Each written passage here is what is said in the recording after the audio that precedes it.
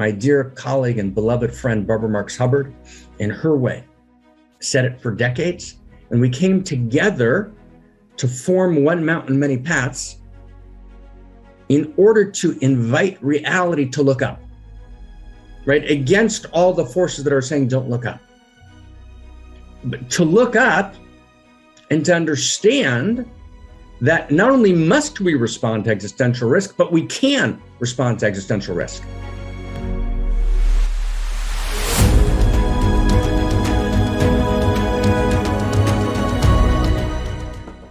It's a special week. This is going to be actually a 2-week conversation.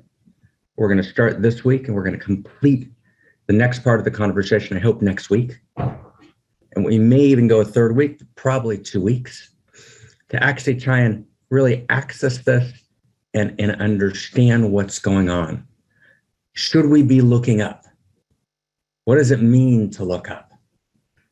And really, all of you who've been with us before, over the last decade and over the last 273 broadcasts, and for some of us, we've been talking about this for a couple of decades, understand that this question that we're coming together specifically to talk about this week, and this is the moment where we set our intention every week in One Mountain, Many Paths. So this is our intention setting. This movie, Don't Look Up, has been the topic, the center of our purpose, our pathos, right? Our passion. For some of us for several decades. Others have joined in the last couple of years, some in the last few months. And for me personally, if I can just be vulnerable and personal, it's been the absolute center of my life for day and night, 18, 19 hours a day. And the movie Don't Look Up captures some of it. It gets some of it deeply right. And it's important. And it's why the movie's gotten panned by so many critics in the media. Of course, it doesn't portray the media particularly well. And so, as David Sirota, one of the authors, wrote, if you're panning the movie too intensely, you're probably a character in it. And there's other things that the movie gets profoundly wrong and misses something utterly essential, which is beyond necessary in responding to this moment in time.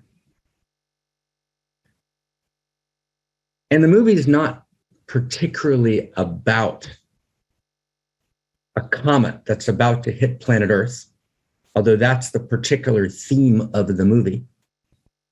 And we'll talk about it a little bit later, or maybe we'll talk about it now for a second. What are the chances of a comet hitting planet Earth, and what's real about that and what's not? And, our colleague Toby Ord in Oxford wrote a great book called Existential Risk, which we've talked about in some depth. He wrote it only recently. It's a recent contribution to the literature. Toby is a student of Derek Parfit, who's a key moral philosopher from my alma mater, where I did my doctorate at Oxford University. And Derek was deeply concerned with existential risk, as are we. Around Derek Parfit, a circle of people gathered, including Nick Bostrom. And Nick coined the term existential risk in the early 2000s. And Toby, in his book Existential Risk, talks about comets and asteroids and what we might call natural potential disasters and how we should and shouldn't respond to them. But let's just say for now as follows, and we'll get into this a little bit more next week, right, in more depth for about 6 or 7 minutes next week, because it's an enormously important topic and how it's being treated is important. But let's just say for now that the possibility of a natural existential risk of that form happening is extremely slim, but real, but it's less than 1%, and if you do the math over, time, over deep time, and you see how the mathematical equations work, and I've looked at all the equations with some degree of care, and I reviewed them this morning, that actually paradoxically is something we need to look at. And we need to evaluate, should we be building spacecraft that have the ability to deflect or shouldn't we? And what that means. But that actually is exponentially the least serious of the existential risks. So if you want to just track Toby's book as an example, right, you'll see that he begins with natural risk, and then he kind of goes through the risk landscape, and it just begins with, asteroids and comets, then much more serious is interior Earth events, supervolcanic, possible eruptions, possible stellar explosions, not high on the list. But then the real issues are actually the state of nuclear weapons today.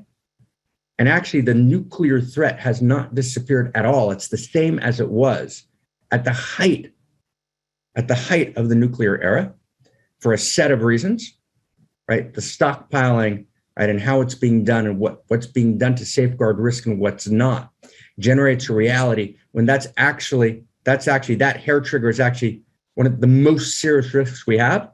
We've just looked away from it, right? Climate change is obviously number 2, right? 3, pandemics, which we've been talking about for a decade intensely in our conversation. Unaligned artificial intelligence, right, is the next one. The gap between have and have-nots.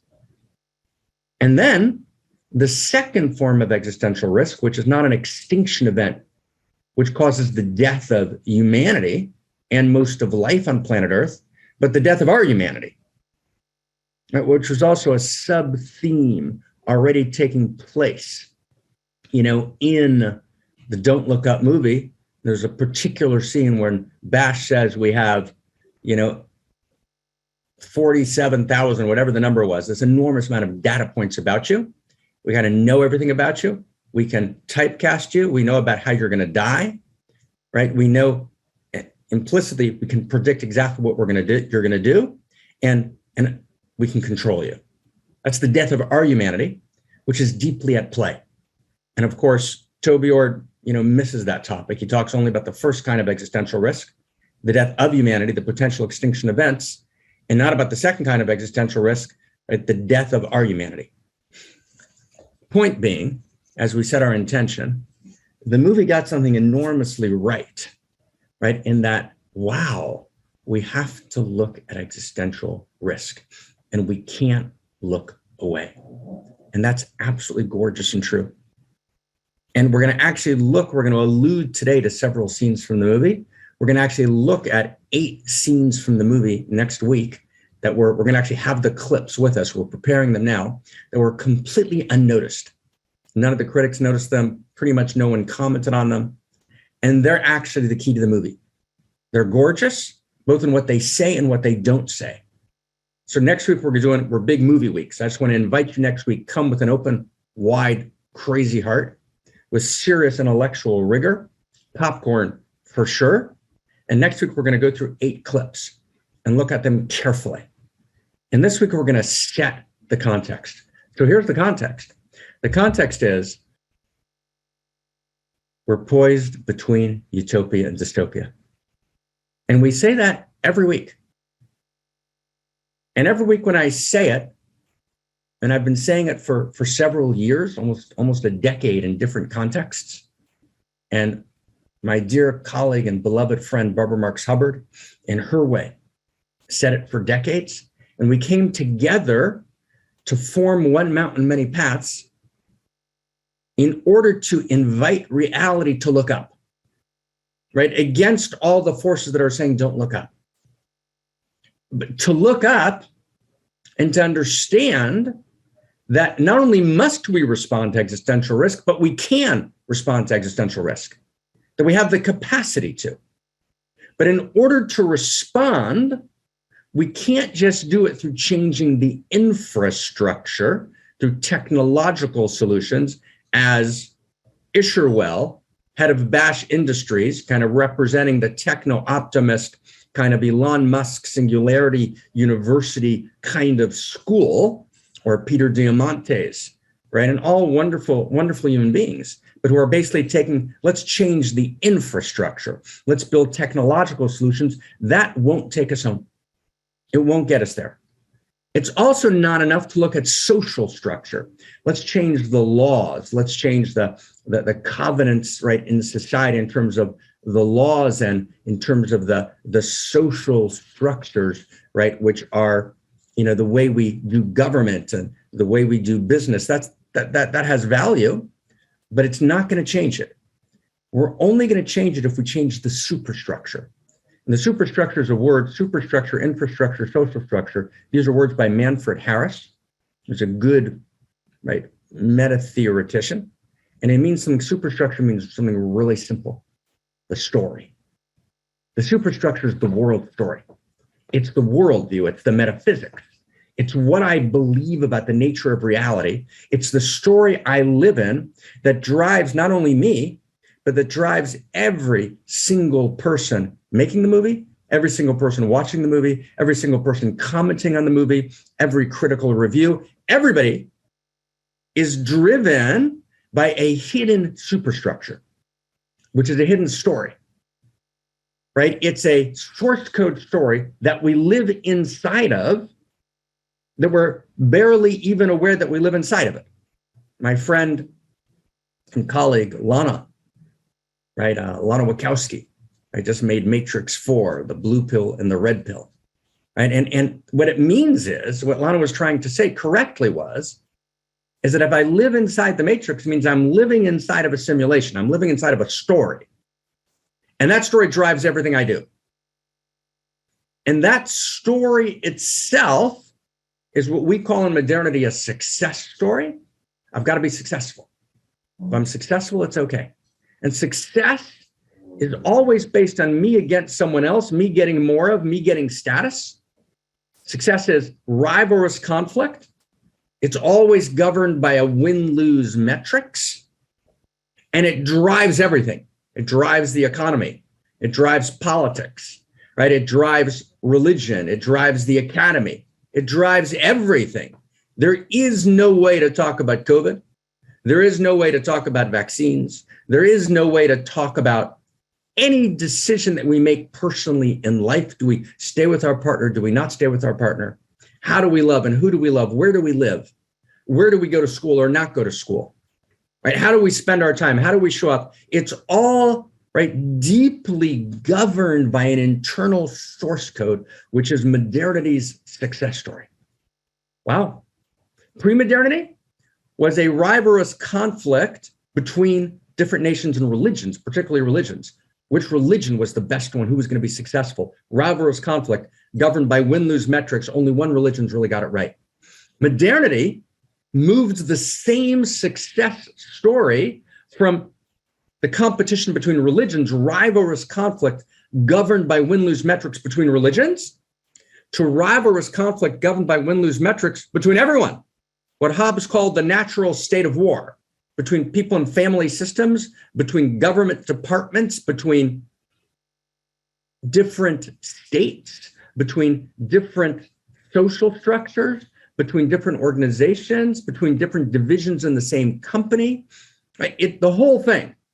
And that drives the extraction model, right? And that drives our inability to form consensus about how to respond to existential risk. And that drives the exponential growth curves that will fall off. And that drives the ever widening gap between the have and the have-nots. And that drives literally the creation of a caste system, what India called a caste system, in which we're literally going to have a less than 1% of super elite who are augmented and cognitively enhanced and physically enhanced and longevity enhanced, and the entire rest of humanity. And we're a hair's breadth away from it. And that launches, right, the systems which augur for the death of our humanity. Right? That is to say, right, as Isherwell said, that character, the head of Bash Industries, collecting data bits on people and creating systems that actually undermine free will itself, appeal to the human lowest common denominator. So all of this is in place. Now, we're going to look at the movie really, really carefully next week. But just for now, how do we respond to it? And the only way to respond is a new superstructure. The only way to respond is a new story, right? A new story of value, a new story of first principles and first values embedded in the story of value, which becomes a shared grammar of value for humanity. And notice just how tragic the movie was. At the beginning of the movie, you've got this lovely group of people kind of bowling, when Kate, right, who's played by Jennifer Lawrence, comes in and she's got this disturbing news about a comet that might hit Earth, and that they're bowling and they got to do the calculations, right? And Randall Mindy says, okay, how are we going to do the calculations on the trajectory of this comet? And he says, okay, what would Carl Sagan do? Let's go back to first principles. So there's a notion of first principles in mathematics, right? That's actually there, that's still somewhat at play. And he does the first principles calculations, and they come to the conclusion that actually this comet's going to hit planet Earth. And then they try and share that information, but actually, because we've moved into this postmodern moment where all values been deconstructed, so even first principles in mathematics, which have been ratified and peer-reviewed all over the world, are rejected. So even the facts of first principles in mathematics are rejected. Because, now stay really close, friends, it's gorgeous. Because if you don't have first principles and first values in the interior sciences, meaning in ethos, right, in the world of interiors, in the world of value, in the world of goodness, truth, and beauty, if you don't have first principles and first values that govern what it means to be alive and what it means to love, right? And if we don't have a universal grammar of value as the context for our diversity, if we're not all playing our unique instruments, but within the same musical score of value, if we don't have first principles and first values in regard to interiors, then the first principles of math are going to be rejected also. Facts are going to be rejected. Because here's the thing, stay really close, it's really beautiful, right? In the pre-modern era, right, the claim was there's value, but the value is owned by one religion, and all the religions were in rivalrous conflict competing with each other. We get to modernity, and modernity, the major movement of modernity was value is not real, only facts are real. That was the major movement. But then along comes postmodernity, and postmodernity says, hey, facts aren't real either, because facts themselves are a value. Did everyone get that sense? Taking facts seriously, that's a value also. So if you deconstruct interior values, then there's nothing compelling to tell you to take facts seriously. So you can have scenes in the movie in which, although all first principles of mathematics tell you that the comet's happening, and all the modeling tells you it's going to hit Earth at a particular time, but there's complete confusion. And 23% of the people say there's not a comet, and other people are doing book contracts. And everyone's lost in an ego win-lose metrics game. And even the hero, Randall Mindy, Dr. Mindy, gets drawn from being an idealistic scientist to a major part of the movie, becoming kind of a showboating celebrity until he remembers who he is, and he remembers gorgeously. So you can't even begin this story. You can't respond to existential risk, which is real. We're poised between utopia and dystopia. That's actually real. I think about it literally 19 hours a day. Anyone who's been around us at the center knows that our entire energy and effort is directed towards this. But what we understand is, let's do this together. We can do this together. We can look up together. We can't respond just by infrastructure. The Isherwell response is not going to work. We can't respond just by reconfiguring some laws in society and reallocating how we do certain kinds of social structures. We got to change the superstructure, which means we got to tell a new story based on first principles and first values. There's not only values in mathematical equations, there's values in the equations of life. And we actually understand, like Da Vinci did in the Renaissance, at that time between worlds. We're in a time between worlds. We're in a time between stories, that actually there are values in the equations of our life. We've articulated an intimacy equation. We've articulated an eros equation. And I spent the last 4 days articulating 10 other equations, first principles and first values, in the interior sciences of life that are the ground for a universal grammar of value. That's a context for our diversity that allows for global coordination. We can't coordinate. And did you notice the movie? They couldn't coordinate. India is knocked out. Russia, India, and Japan are knocked out, and they're not going to get a piece of the potential wealth that might come from the minerals in the meteorites. And so then they decide to launch their own mission to deflect the comet. And then their ships are blown up, probably by the United States. No global coordination. No coordination within the United States. Rallies fighting against rallies. You can't coordinate, stay close, right? Unless we have shared ordinating values.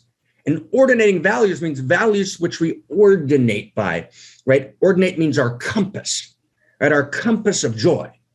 But our compass of joy, right, is a byproduct of a shared story of value.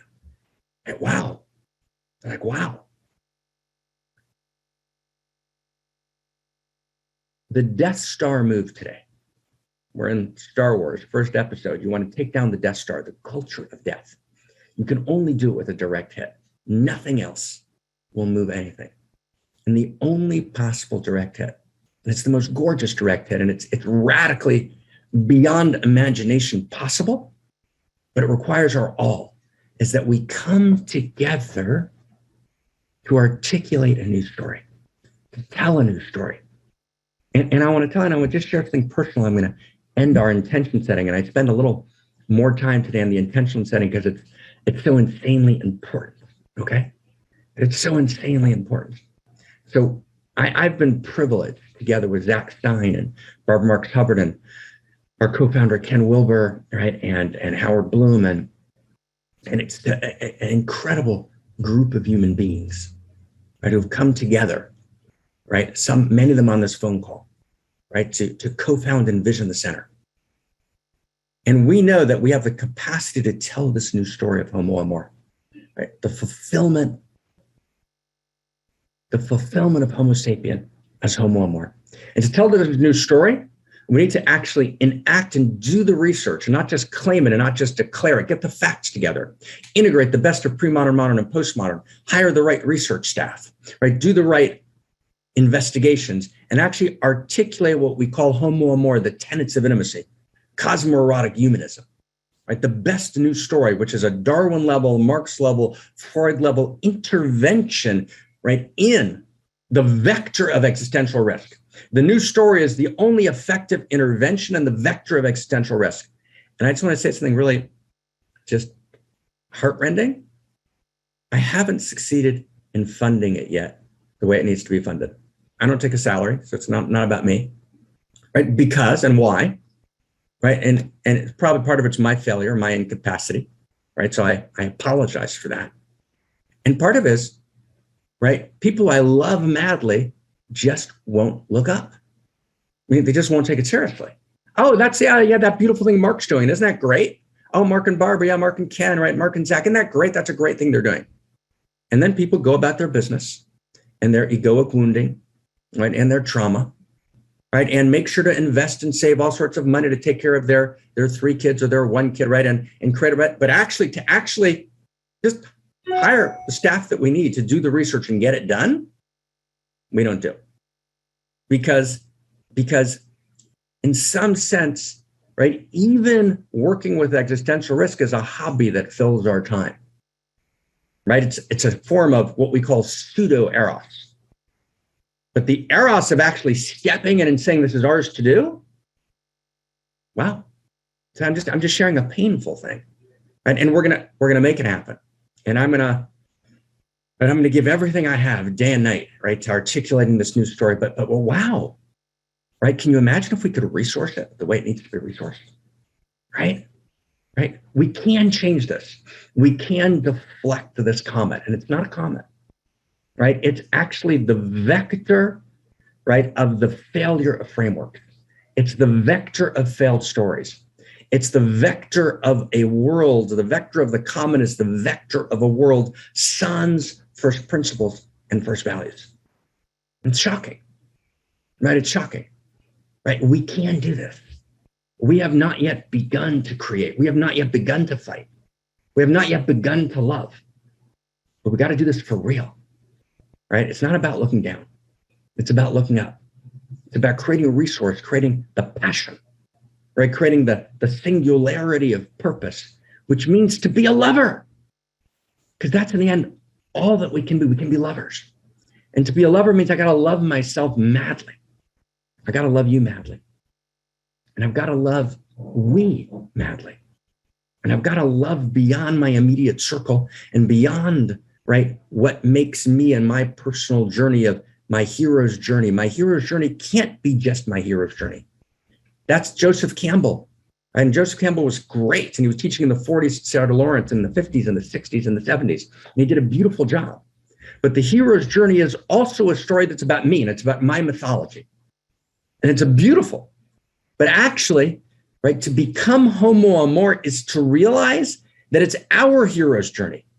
We're now moving beyond just the individual human being. The individual human being does not disappear. Unique self is gorgeous and necessary.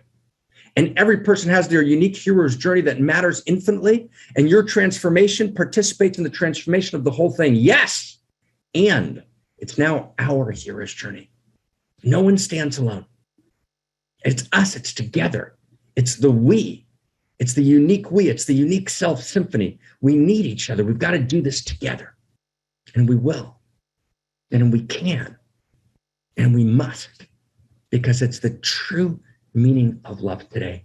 To love today is to love reality open and to respond directly, unequivocally, fearlessly to existential risk by pouring every resource we have to do the one thing that historians agree changes the vector of history, which is a new superstructure, which is a new story, not a fanciful story, not a conjecture, not a made-up story, but a new story that integrates the best information from every dimension, from every sector, weaves it together into a new whole greater than the sum of the parts. That's the only thing that heals the global intimacy disorder. And if this movie was about anything, it was about snapshots of the global intimacy disorder. Oh my God. And it's only a new story, right? A shared story of value, rooted in first principles and first values as a context for our diversity, in which we can all play our unique instruments in the unique self symphony that can actually augur for, militate towards a planetary awakening in love through unique selves and through unique self symphonies. That's the vision. That's the vision of evolutionary intimacy. We're omni-considerate for the sake of the whole. I move beyond my individual, and then even again, I'm mad love and honor and respect even the people closest to me, right? There's just a small group. They're actually saying, yes, I'm standing for this. And everyone else who's gorgeous, gorgeous, gorgeous, gorgeous. But yeah, can I fit this in between the 17 other things that ultimately are not going to matter at all? Can I fit this in as my hobby? Can I fit this in as my, this is my spirituality gig? Fills up some, right? It's important, sure. No, stand for it, right? With everything we got, right? Let's go all the way in this lifetime. Because actually, friends, the future, whether there'll be a future at all in a way that we understand it, right, depends on us. Oh my God, so that's our intention. There's a big intention. Let's look at this code. Leonard Cohen's going to be with us, right? The song he sang towards the end of his life, Darker, it was about existential risk. It was the last song that he made. And he was looking for the way through. And we are going to find this way through. And we are radically positive, even as we're radically serious and we're filled with joy, because only the joy of radical responsibility can animate this response to existential risk. So I want to existential risk. I want to look with you at the code again. And I'm going to ask you if you can, let's put it there, right? Let's take a look at the code again. Let's put it at the bottom. Okay. And let's just read it together. I'm asking you to read it with me. Okay. We wrote the code like 1 second before One Mountain started. Okay. And I was up a good part of the night just feeling into this. So existential risk is the second shock of existence. What does that mean? So the first shock of existence historically is the realization early in history that we were going to die, right? It's the death of the human being. So the realization of the death of the human being, not just the physical fact of death, but the existential realization of death, which probably takes place early in the hunter-gatherer era.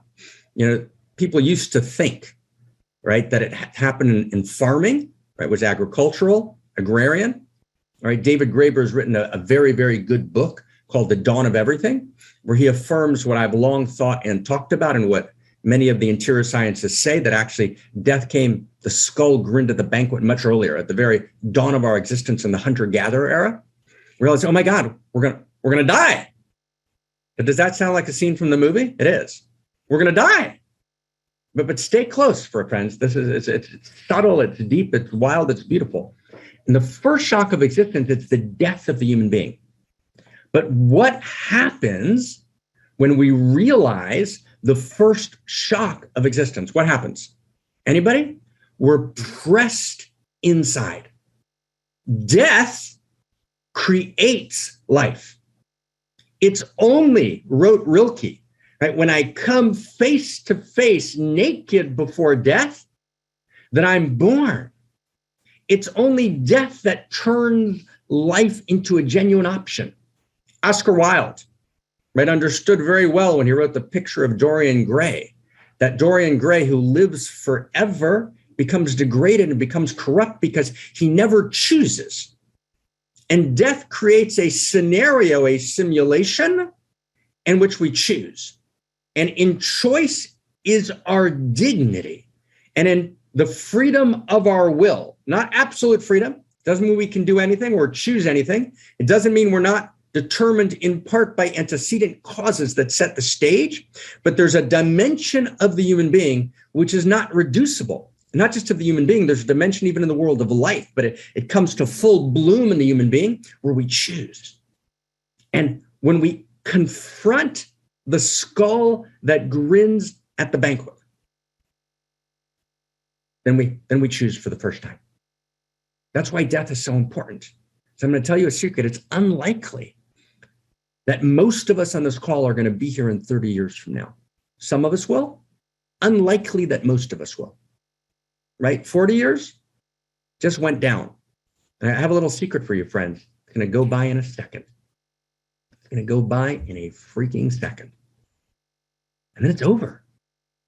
Or is it? Because actually, when we go inside, when we step inside, then we go to the one place where we have access to wisdom, to information, to gnosis. Just like the mathematician goes inside the depths of his own capacity, right, to imagine, but not imagine in the childlike sense. God is a figment of our imagination, but our imagination is a figment of God. The mathematician deploys imagination as Al-Farabi, as particularly, right, the great masters of Sufism and Kashmir Shaivism and the esoterics of Hebrew wisdom talked about it. I imagine means that actually I have the capacity to imagine the interior of reality. And when I imagine the interior of reality and I come face to face with death, I realize that's not all over in one lifetime. I realize, and I'm going to talk in more depth about that next week. I just want to put it on the table now, right? But I just realized actually it's not over when it's over. And I'm going to try and share with you next week 6 ways in which we all know internally in our own interior gnosis, when we're pressed inside, it's not over when it's over. Death is real. Death demands that we choose. Death is the simulation of reality. And we take it seriously. And we do everything we can to live and to live gorgeously and to live deeply and live with radical meaning. And what that means, we'll also talk about next week, because there's this gorgeous plays in the movie that both get there and don't get there. But the first shock of existence, the realization of death presses us inside and activates our ascension, activates our descent into the depths, activates our gnosis, activates our knowing, activates what we call our anthro-ontological knowing. Anthro, human being, like anthropology, ontological for realsies, what we really know. Anthrontology is the great new field, which we're developing at the center, and together with my friend Howard Bloom at his institute, he calls it omnology, but it's the same thing. And Howard's kind of the kind of, if you will, the guru of NASA, who's a science, right, dear friend, and we're working together. And just anthrontology is what we know when we go inside. So when we go inside and we confront the first shock of existence, the death of the human being, right, we actually, from that place, create new knowledge. We create all of culture and all of the great traditions and all of the interior sciences, right, and all of, right, the best of the religions and the best, right, of the deepest wisdom structures, right, in every dimension, in every era of existence, that all come together and tell us that it's not over when it's over, that death is a night between two doors. But we can't avoid the first shock. Right? The first shock of existence is real, and we have to actually not engage in what Ernest Becker called the denial of death, but to actually face death and let death breathe life into us as we find our way to the continuity of consciousness. And we make completely different choices than we otherwise would have made because our worldview, our superstructure has changed. We have a new worldview. And we actually begin to understand that every choice we make and every move we make, right, is not about my position on the chessboard of rivalrous conflict governed by win-lose matrix. And even though I pretend it's not that, that's actually what drives me. But actually every move I make, right, is actually creating the next dimension, my continuity of consciousness. It's writing the script of my next story, right? Wow. And so I dip my quill into the ink of value. I dip my quill into the ink of first principles and first values embedded in a story of value. And I realize that my story is not isolated. It's not alone. My story participates in a larger story, that actually the universe is a story. The universe is a love story. Evolution is the love story of the universe, not as a declaration, not as a quaint idea, right? Not as a fundamentalist claim, not as a new age claim, but it's actually the best take on the sciences that we have. Now, if we get the right resources, we'll do this faster. If we don't, we'll get it done. I'll die doing it. But we can actually show that's true. It takes resource. It takes research across domains. It takes heavy footnotes, right? And a story that's super clear to anyone. But the super clear story, whether the super clear story is told in 500 pages, right, or in 100 pages, doesn't matter, but it's got to be footnoted so extensively that you actually realize this is really true. This is not a claim. It's not made up. This is the best take we have on reality. Reality is a love story. We do live in an amorous cosmos. There is continuity of consciousness. Love actually is eternal. Love doesn't die. We actually will all be together again. We got to show that. We got to gather the information available. And there's information available from different diverse disciplines that we need to integrate into a new story and a new whole greater than the sum of the parts. And I can't do that myself. We got to do that together. That's part one. That's the first shock of existence. Now, the second shock of existence, and this is our code. The second shock of existence means we go through, stay close, right? We go through epic after epic after epic of human development, right? We start with the first Big Bang, matter. Matter triumphs in life, the second Big Bang, right? The biosphere. Then the biosphere triumphs in the depths of the human self-reflective mind, the noosphere, the sphere of the idea, the mind. And then we go through all the stages of human development, and we come to this precise moment in time in which Toby Ord writes Existential Risk. And we realize that at some point, we kept developing our technological capacity, particularly in the last 300 years, but we stopped developing, right, our interior capacity. We developed our exterior technologies. We stopped developing our interior technologies. And so we've got these runaway exterior technologies. We call them exponential technologies, but they're untethered. They're available to non-state actors. They're easily weaponized.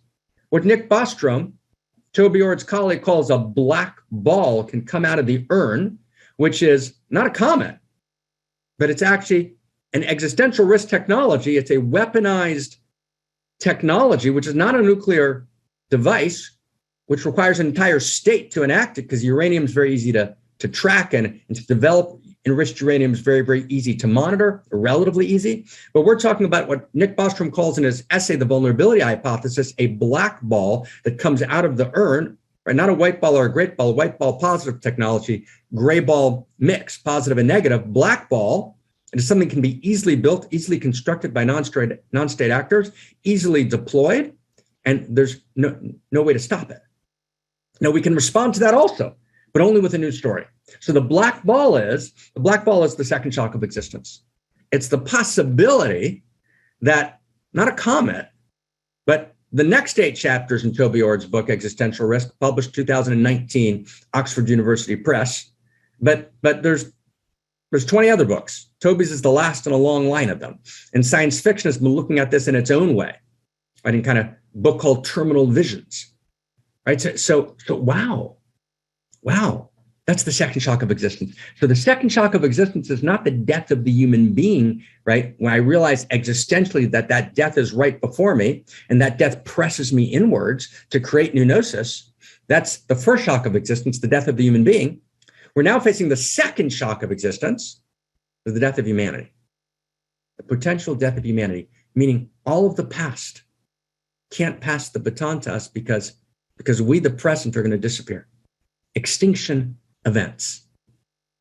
And then the future is unborn. And you notice there were 2 beautiful shots of babies in the movie.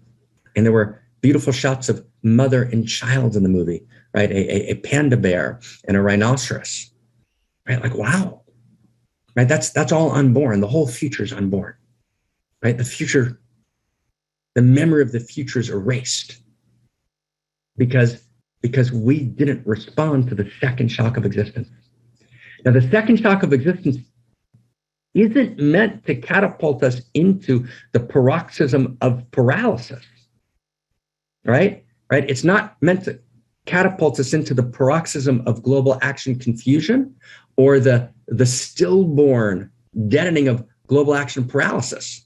No, the second shock of existence needs to function just like the first shock did. Just like the first shock pressed us inwards, and we told the greatest stories of the human spirit, which are evolving stories of value. So now the second shock of existence, not the death of the human being, first shock, second shock of existence, death of humanity, also needs to press us inwards to tell a new story of value based on first principles and first values. And it's what the movie didn't do. Right? The movie kind of understood intuitively we need first principles, but it talked about first principles purely in terms of science. That's the fact, and the facts have been rejected because the new movie is an expression of modernity. And modernity's notion is we can get rid of values, but at least facts have value. But of course, that's not true. In other words, the movie gets it's not true, but doesn't get that it's actually participating in the move of modernity. And the move of modernity is, again, modernity says we get rid of the values of pre-modernity. The only thing that actually is real are facts. And then the movie's completely surprised. Why are the facts not getting out there? Why is everyone not listening? Why is science not being taken seriously? Because, friends, a fact itself is a value. And if you deconstruct value, facts can't stand because truth itself is a value.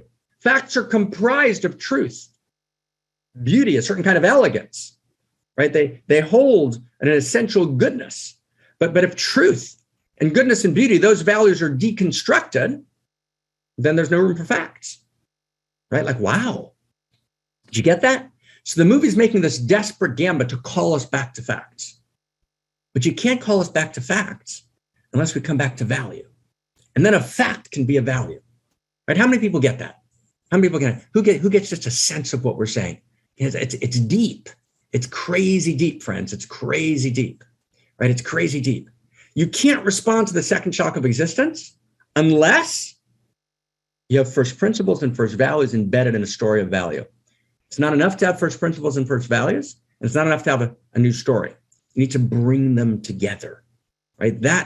It's in that merger, which has got to be articulated in a great library. And the great library's got to have 20,000 word books, and it's got to have 10,000 word pamphlets, and it's got to have, long books which have the depth footnotes, and it needs to be resourced, and it needs to be distributed all over the world, in which we actually reclaim value, not as a fundamentalist gambit, not as a new age claim, right? Not as a secular humanist, Sartrean, right? Let's create meaning even though it's not real, which is, of course, the move made by my friend Werner Erhard. Meaning is not real, but we'll create it anyways. No, we have to understand that meaning is real and meaning is disclosed and meaning exists, and it's for us to disclose.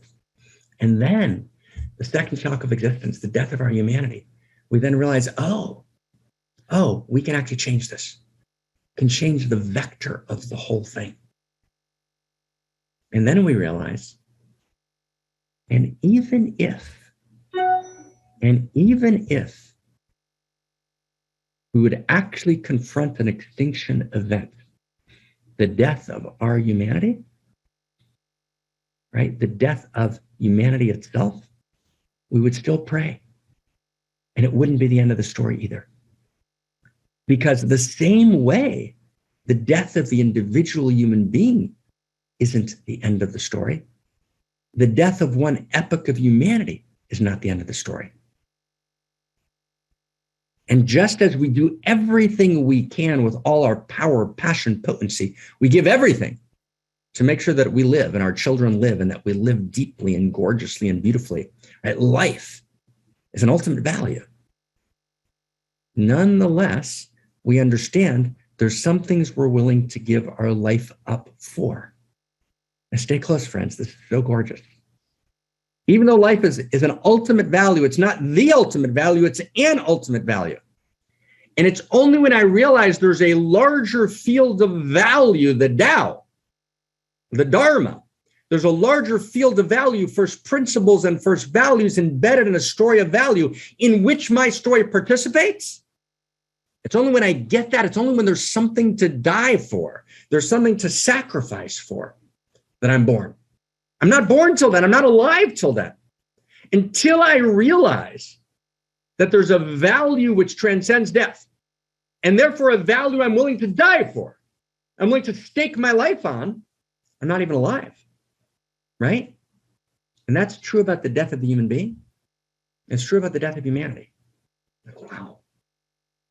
Right? Let's read the code. And we're going to end with prayer. And next week, we're going to dive into the movie. This was part 1. We'll recapitulate next week, the beginning of part 1. Then we're going to dive into the movie. Bring your heart. Bring your heart wide open. Find us. Right, Krista? If you can write in the chat box. Right, I'm going to make an appeal right now. And Krista, if you can write in the chat box, anyone who'd like to help resource this story, right? Find me directly. Right? Put my email in the chat box. Find me directly. Partner. Anyone who's already a partner and can go the next step. Partner, let's do this for real. For realsies. Wow. Right? So let's put that in the chat box. That's the resourcing. Barbara always did the resourcing every week. That's the resourcing, right? My email's in the chat box. Contact us. Right? I'll meet you with this week, any evening. Let's make it happen. Now let's read this code. And let's finish with prayer. Right? Like, oh my God, right? Existential risk is the second shock of existence. The first shock of existence is the death of the human being. The second shock of existence is the death of humanity. You can't respond to the first shock without the second shock, right? Or to the second shock without the first shock, right? In both cases, you're responding by going inside and uncovering and disclosing the field of value which transcends death. And it's only if I live in a field of value that transcends death that I can face the first shock and second shock and actually learn how to live, learn how to avoid the second shock, and learn how to live knowing that the first shock, the death of the human being, is this night between 2 days, and to be able to face death with full joy. Because the only reason we ever face death with angst and pain is because we haven't lived our life well. A life well lived in the field of value and joy, where I've taken my unique risk, when I've clarified and lived my unique heart's desire, and I've given my unique gift, and I've played my instrument, the Unique Self Symphony, I look in the face of death and I understand, I feel it in my body in my near-death experience. Wow, I'm going to the next stage. Okay, so let's look at it. Let's look at it, right? Right? Only first principles and first values, paragraph 3, only first principles and first values embedded in a story of value have the capacity to respond to the first or the second shock of existence. And then it's about looking up, loving madly, loving yourself for real, loving your life. Loving me, love me. I'm going to love you, loving you, loving my life, and loving our we, loving our lives, and being willing to die for that love. Love's not real unless you're willing to die for it. And I can't transcend death, neither the death of humanity or the death of the individual, unless I know that love's real. Right? Wow. Wow. Last piece of the code. In the end, it's about looking up, loving madly, loving yourself, loving your life, loving me, loving my life, loving we, loving our lives, and being willing to die for that love. That's the only true meaning of being alive. And then you realize that you and we cannot and will never die. We'll never die eternally. We'll transition between worlds, for life and love are eternal. And yet in this moment, at this time, whether we live or die depends on us. Wow. Remember the scene in the movie? Right at the end of the movie, and we can find each other for a moment in our chat box. Who remembers the scene at the end of the movie, right? When they're sitting and having dinner, right? Who remembers that scene? That they're having dinner, and we're going to come back. We're going to actually show it next week, or we're going to look at the text of it, but they're sitting there having dinner. Because what do you do? Or what do you do, right? When it's about to be over, you do the simplest thing in the world. You have dinner, right? You sit and you eat together, and you laugh and you talk and you share, right? And they want to be grateful, and they want to pray, and they want to pray. And they understand, even if you don't believe in God, believe in prayer, because the God you don't believe in doesn't exist and prayer is real. And here we have this movie that can't embrace first principles and first values, and yet, and they say, in the family in Randall, Dr. Mindy said, in the Mindy family, we don't know how to pray. And they said, well, let's just say amen. We're not sure how to say amen or even what amen means. So we'll talk about amen next week. And then the young kid, the kind of anarchist, the same guy who plays Paul Atreides in the movie Dune, right? He says, hey, I got this. And he prays. What prayer means is that we know we're not alone. There's a field of value beyond the death of the human being and beyond the death of humanity. And that life is an ultimate value. And that we stand for every life and for every baby and for every adult. And every life has infinite dignity and infinite value. And we give everything to create life. Everything except for giving up our humanity, giving up our value. Value itself transcends death. And it's only by articulating a story of first values and first principles that we can face the first and second shock of existence. And it's only by articulating the depth of value that we can claim fact as a value, and science can be taken seriously. Last sentence. Only if there's interior science, value, can exterior science be taken seriously. Modernity tried to say, let's get rid of interior science. We'll just have exterior science facts. And modernity forgot that a fact is a value.